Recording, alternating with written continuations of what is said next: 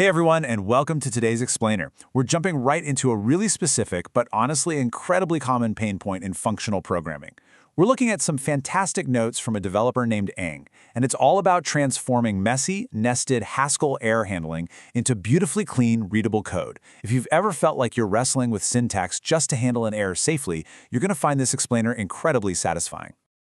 Okay, let's dive into this. We all know the classic coding dilemma, right? We want our code to be safe. But what happens when writing safe code literally forces you to build what we developers dread the most, a massive pyramid of deeply nested case statements? You fix one problem by making things safer, but then you accidentally create this whole new problem where your code is basically impossible to read. That's exactly the dilemma Ang faced, and the solution we're looking at today is an absolute masterclass in elegant refactoring. So here's our quick roadmap for today.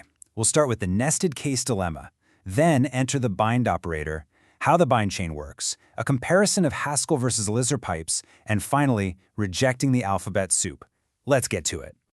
All right, starting off with Section 1, the nested case dilemma. So Ang was right in the middle of a refactor. The original code was using the decode UTF-8 function, which actually throws exceptions, and as we know, that's pretty risky in Haskell. So they made the switch to the safer alternative, decode UTF-8 prime. That's with a prime.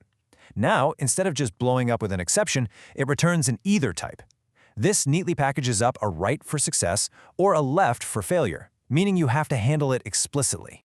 But you know how it goes in software development. Fixing one issue introduces a completely unintended consequence. By switching to that safer either type, the code suddenly needed explicit checks for both the success case and the error case at literally every single step. Add in a few multiple steps, and boom, you end up nesting one case statement inside another. It completely clutters the logic, shoves all your code way over to the right side of the screen, and makes it incredibly frustrating for the next developer to figure out what the actual business logic even is. Which brings us to Section 2. Enter the bind operator.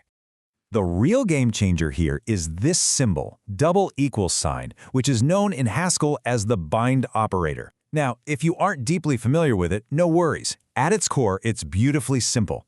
The bind operator takes the result of a previous operation, and if and only if that operation was successful, it passes that result right into the next function. You can kind of think of it as a really smart connector. It automatically checks for success before handing the baton to the next runner in a relay race. And this brilliantly illustrates the transformation.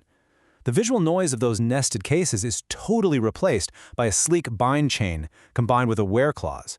By chaining the success path and moving all those mechanical steps down into the where clause as separate little functions, the main logic becomes a crystal clear sequence. You're completely separating the what from the how.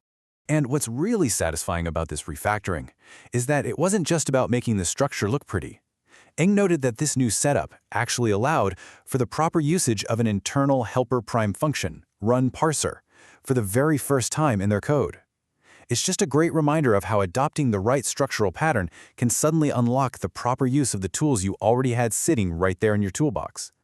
Moving right along to Section 3, how the bind chain works. Let's actually map this flow out step by step. Step 1, the program attempts to decode the text. Step 2, if it works, the bind operator smoothly passes that success forward to the next function. But Step 3 is where the magic really happens. What if there's an error? Like, what if the text is invalid UTF-8? Well, in that case, the bind operator acts like a strict bouncer at a club. It spots the error and immediately short-circuits the entire chain. The rest of the functions, completely skipped. The error is just returned right away. There are no exceptions thrown and absolutely no nested logic needed to handle it. All right, Section 4, Haskell versus Elixir pipes. Now, if you've ever written Elixir, you definitely know and love the pipe operator. It's that pipe symbol. It's this fantastic functional tool used to pass data from one function directly into the next. It makes data transformations super readable because you just read them top to bottom or left to right, which is very much like the bind chain we were just looking at. Now, what's really interesting about this slide is how it reveals Haskell's true killer feature. Both the Haskell bind and the Elixir pipe are great at passing data. But look at that bottom row, baked-in error handling. The Elixir pipe just blindly passes data forward, but the Haskell bind operator, when you use it with types like either, it has error handling baked right into the pipeline. That short-circuiting behavior we just talked about is a massive feature that you basically get for free.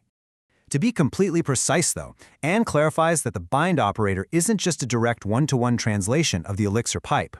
If you strictly want Elixir's pure data-passing pipe behavior in Haskell, meaning without that baked-in error handling, the exact equivalent is actually the reverse application operator. That's the ampersand symbol and imported from data.function. It's a subtle distinction for sure, but it's an absolutely vital one when you're architecting exactly how your data needs to flow. And that brings us to our final segment, Section 5. Rejecting the alphabet soup. During this refactoring process, Ang actually received suggestions to use a completely different approach. This rejected alternative involved using do blocks, unpacking values using the left arrow symbol, and even utilizing a data.bitfunctor approach with the first function. And hey, while it's technically sound and definitely functional, throwing this dense combination of syntax together creates what can really only be described as needless complexity. It just turns into an alphabet soup of symbols and advanced concepts. Ang really hit the nail on the head with this exact quote, explaining why they tossed that dense approach out. Too much abstractions going on that impact the readability, which you'll need to mentally decrypt the code.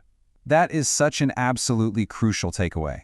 Code is read way more often than it's written. If another developer, or let's be real, you, 6 months from now, has to stop and mentally decrypt a bunch of clever abstractions just to understand the basic flow of data, then that abstraction has completely failed its primary purpose. Ultimately, the bind chain and where clause went out because it remained profoundly readable. So I want to leave you with this final thought today. Take a look at your own current projects. Are your clever abstractions making your code harder to mentally decrypt? Are you accidentally building pyramids of nested logic, or are you designing clean short-circuiting pipelines? Think about it, and let that guide your next refactor. Thanks so much for joining me for this explainer. Keep writing clean code, and I'll catch you next time.